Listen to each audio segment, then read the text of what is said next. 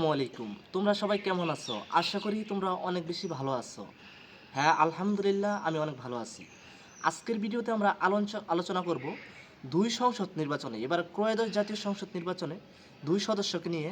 এক হচ্ছে কুমিল্লা দেবিদ্বার 4 আসনের, আমরা নামটা বলার আগেই হয়তো তোমরা জেনে গিয়েছো, হাসনাত আবদুল্লাহ, জুলাই যোদ্ধা হাসনাত আবদুল্লাহ, এবং নেত্রকোনা 4 আসনের ডেভিড একজন প্রার্থী ছিলেন ধানের শীষ প্রতীকের নেত্রকোনা 4 আসনের লুৎফরুজ্জামান বাবরকে নিয়ে। আজকের চলবে এই ভিডিওটা লুৎফরুজ্জামান বাবর বিএস এবং কুমিল্লার 4 আসনের হাসনাত আবদুল্লাহ, কে সবচেয়ে বেশি এগিয়ে, কার জনপ্রিয়তা বেশি, কার তুলনায় কে বেশি, সমস্ত প্রসেস ভিডিওতে আলোচনা করব।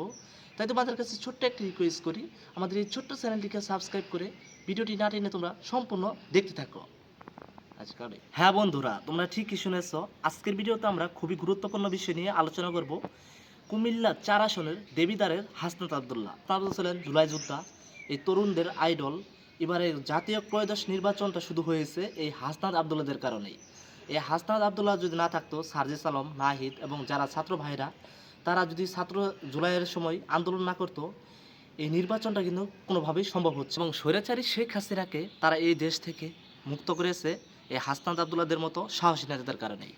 তাই আজকের ভিডিওতে আমরা আলোচনা করতে যাচ্ছি হাসনাত আবদুল্লাহ বিএস, কুমিল্লা 4 আসনের হাসনাত আবদুল্লাহ বিএস এবং নেত্রকোনা 4 আসনের হচ্ছে এক রেবিট ধানের শীষের প্রার্থী লুৎফরুজ্জামান বাবর।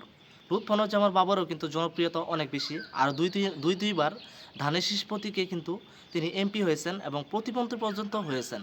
তারও কিন্তু জনপ্রিয়তা অনেক বেশি, যেহেতু তিনি ধানের শীষ প্রতীকে লড়েছেন। এবং এবার জাতীয় ত্রয়োদশ নির্বাচনে কিন্তু তোমরা জানো, সরকার নির্বাচিত হয়েছে কিন্তু বিএনপি, এবং তাই বিএনপিরা রায় দিয়েছেন। বিএনপির এক প্রভাবশালী নেতা ডাক দিয়েছেন, তিনি বলেছেন যে আমরা জুলাই যুদ্ধকে চিনি না, আমরা জুলাই যুদ্ধকে মানি না।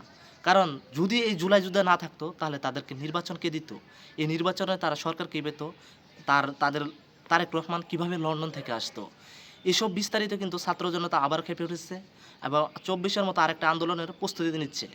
কারণ দেশ চালানো এতটা সোজা না। প্রিয় বন্ধুরা, দুইটি দল নিয়ে কিন্তু আমরা বাছাই করেছি হাসনাত আবদুল্লাহ বিএস, নেত্রকোনা 4 আসনের লুৎফরুজ্জামান বাবরকে নিয়ে।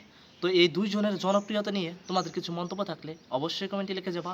আর এই নির্বাচন যদি জুলাই যুদ্ধ বাতিল হয়, তাহলে এই নির্বাচন স্পষ্টভাবে বাতিল হবে, কারণ জুলাই যুদ্ধের কারণে কিন্তু নির্বাচন হয়েছে। আজকের ভিডিওটি এই পর্যন্তই। পরবর্তী ভিডিও পেতে আমাদের এই ছোট্ট চ্যানেলটিকে সাবস্ক্রাইব করে দিয়ে ধন্যবাদ।